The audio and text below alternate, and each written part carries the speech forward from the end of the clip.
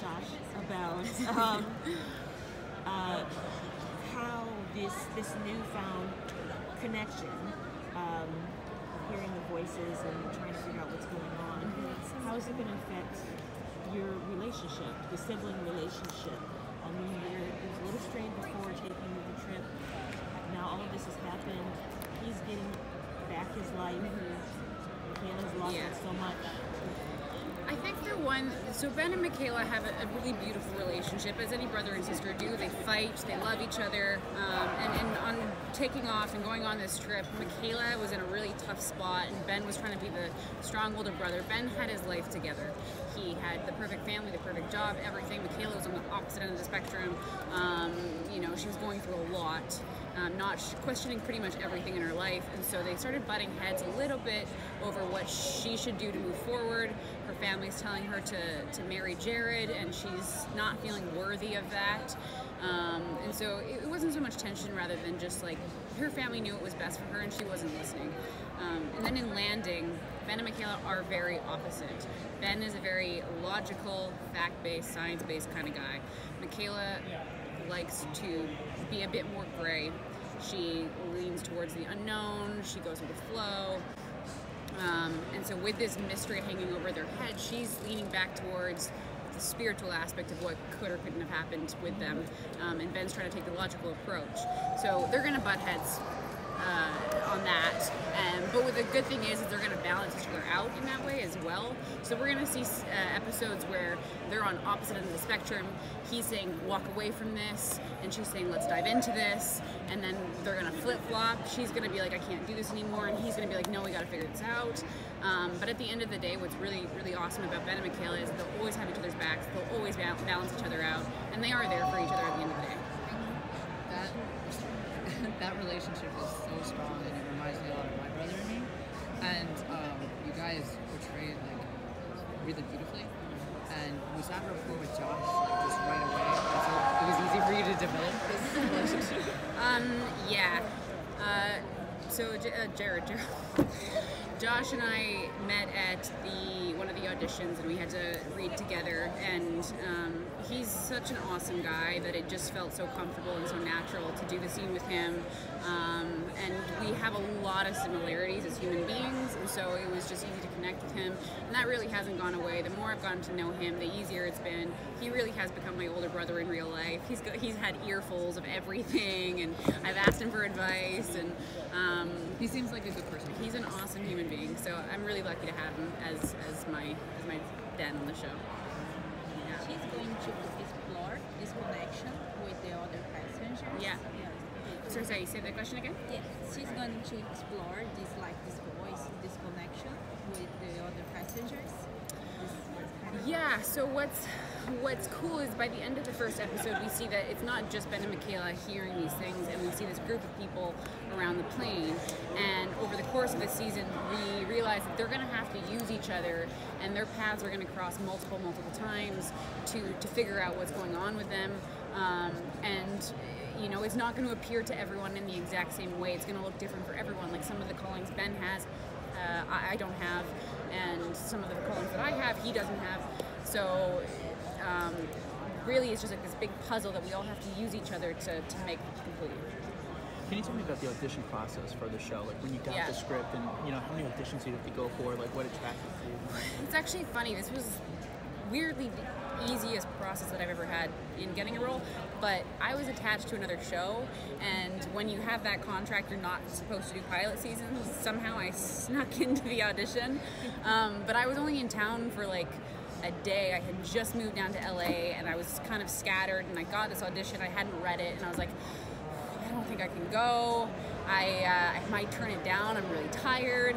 And then I got home and I read the audition. I was like, there's no way I'm turning this down. It was such a unique script. I had never seen a show like this that grabbed me the way that it did, with the mystery on top, with the mystery on one side and just the really complex characters on another side. So I chose to go to the audition. I met Jeff and Jackie, two of the producers, and then a week later they screen tested me with Josh, and that was it. Are you nervous when you screen test? Because you're so close that really getting apart, and it's like it could be a game changer, it's a life changer. Like, you know, how's your mind frame from that time? I am the bridesmaid, or never the bride.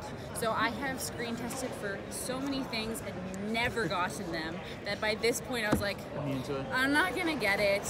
It's fine. On top of the fact that I was still attached to another show, so even that I was like, whoever gets this is gonna be so lucky, but it's not gonna be me because one, I never get it. I'm that person, and two, I like contractually obligated to something else.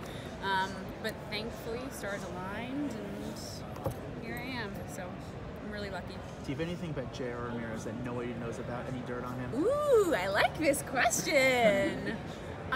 He's obsessed with his dog. Obsessed with his dog. And it's a really cute dog, so I can't blame him, but he's obsessed. Yeah. I love that. Yeah. I probably have better ones too, so ask me again. But for right now, I'll leave it at that. Is it hard playing the role when you don't know what's happening? Yes and no. I'm kind of glad that I don't know everything that's happening because Michaela doesn't know what's happening, so I can kind of use it in that way. I don't think any of the passengers really know what's going on, and they're trying to figure it out. So like whenever we get a new episode, we get to find out a little bit more, and it feels like we're going through what the character is going through. So yeah. Can you talk a little bit about the relationship with Jared and your character's best friend? What's going to happen with that? Can you? So Jared and Michaela, I love them. They're really good. They were good together. They really respected each other. Jared was Michaela's rock with everything that she had gone through, with car accident, with just life in general, being the second child, being in Ben's shadow, not feeling good enough for her job. He really was her grounding factor, and so we are kind of left with this proposal that's hanging in the air, and what I love is that it's not that she's deciding whether or not she wants to be with him. She wants to be with him. She's deciding whether or not she's worthy to be with him, because he does have his ducks in a row and she doesn't. And so in coming back, her struggle is figuring out what is selfish versus selfless in terms of letting him move on with his life. He's found a new marriage. He's found comfort in Lourdes, and they've created a life together. And she loves him so much that her question is, should she try and fight for him, or does he deserve to just have his own life now? And with Lourdes too, we see a scene in episode 2 where she gives her friend permission to continue and her blessing in this marriage. And I think that's her saying to the two people that she loves most in the world, you deserve better, and here you go. So it's really sad. What she did was pretty selfless. Yeah. With Lourdes. Yeah. Saying, I wasn't going to. Oh yeah, I don't think I would do that. Right. I'd be like, hell no. Kind of lied in order to have her friend have a happy life. Yeah. Yeah, and I mean, the struggle's not over. The love is there between all three of them, and it stays complicated. More stuff happens, and it teeters back and forth. But as of right now, she's choosing to let those two people be. So.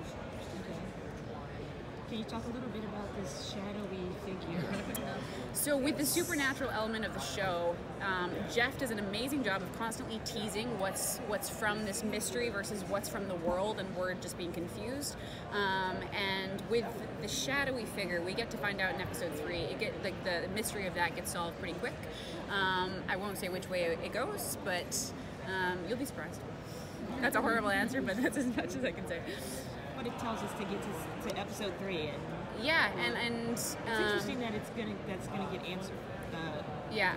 Well, I think what Jeff wants to do is keep everyone on the edge of their seats in the way of, like, there are mysteries that have nothing to do with the plane, and there are mysteries that have to do with the plane, and he wants you to be constantly guessing which one is which. Are we going to also see some more flashbacks into? Yeah. So with this whole car accident, we're not totally sure what's happened, but it's really shaped Michaela. We get to see what happens in that situation in episode 3. So. With the way the technology is going, TV is going, do you, as an actress, what attracts you? Is it more TV? Is it film? Does that even matter? It doesn't matter so long as the story is good.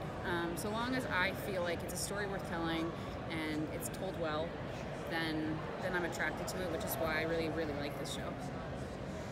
Whether it appears in film or TV, I couldn't care less.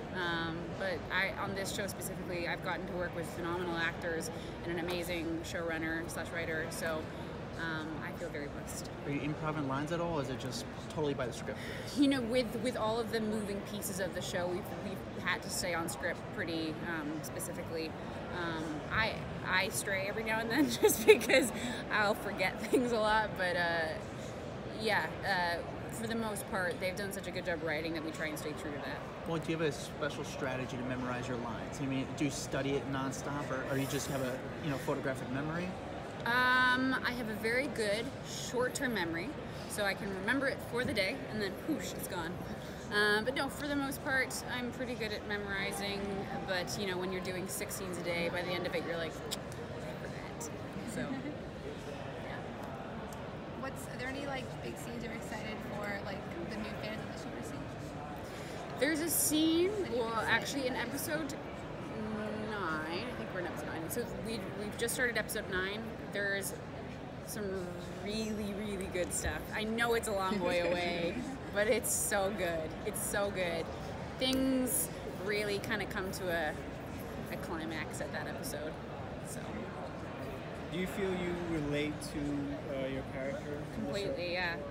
When I read Michaela, it was really cool. You get characters that you'll have to study and do research on and figure out. Michaela was really easy for me just because she's a character of lapsed faith. She was raised very religiously, and she's kind of the screw up of the family. I can relate to that. I was raised by a pastor, and I'm a middle child, and so I've had my own journey of figuring that kind of stuff out. But she keeps putting one foot in front of the other, so she's the version of me that's super strong, and I love that. Thank you very much. Thank you guys.